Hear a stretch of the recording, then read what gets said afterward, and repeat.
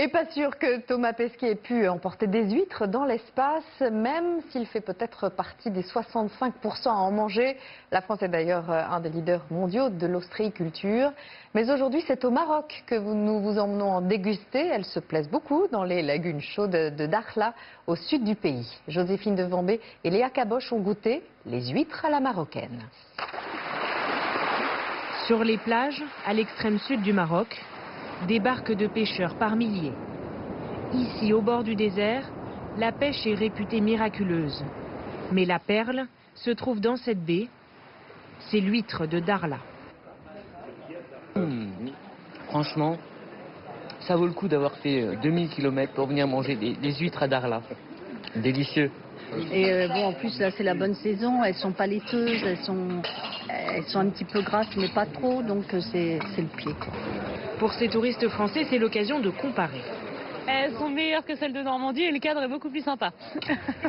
Rachid Kandi est le premier à avoir fait ce pari il y a 16 ans, étudier l'ostréiculture en Bretagne et venir appliquer les mêmes méthodes à 4000 km de là, dans son pays natal.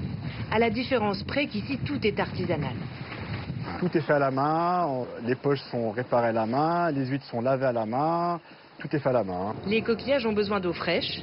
Rachid les élève à 3 km de la côte. Dakhla, c'est une zone quand même qui est un peu retirée de tout le monde. La qualité de l'eau, elle est irréprochable. Au niveau pollution, au niveau, on est dans un milieu qui est très pur.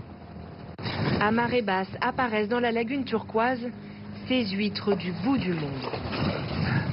Ça commence là, mon territoire, qui s'étend jusqu'au bout de la lagune, au fond, là-bas. Donc c'est ça, on est à peu près dans une dizaine d'hectares. Il y a 15 ans, Rachid ne vendait que quelques bourriches. Aujourd'hui, il écoule 20 000 huîtres par semaine et a ouvert 3 boutiques. Très coriace à ouvrir, hein. Et les restaurants gastronomiques sont de plus en plus demandeurs. Un petit goût de noisette sucrée, bien croquante. La chair est bien ferme. Un bon cru cette année. Des huîtres haut de gamme vendues 60 centimes pièce, trop chères pour les exporter en Europe.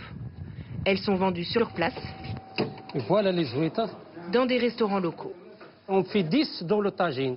Donc 1, 2, 3 et 10. Et on peut ajouter un autre gratuit. Peu de choses comme ça. Revenu avec du persil, du gingembre et de l'huile d'olive. Comme on en goûte nulle part ailleurs.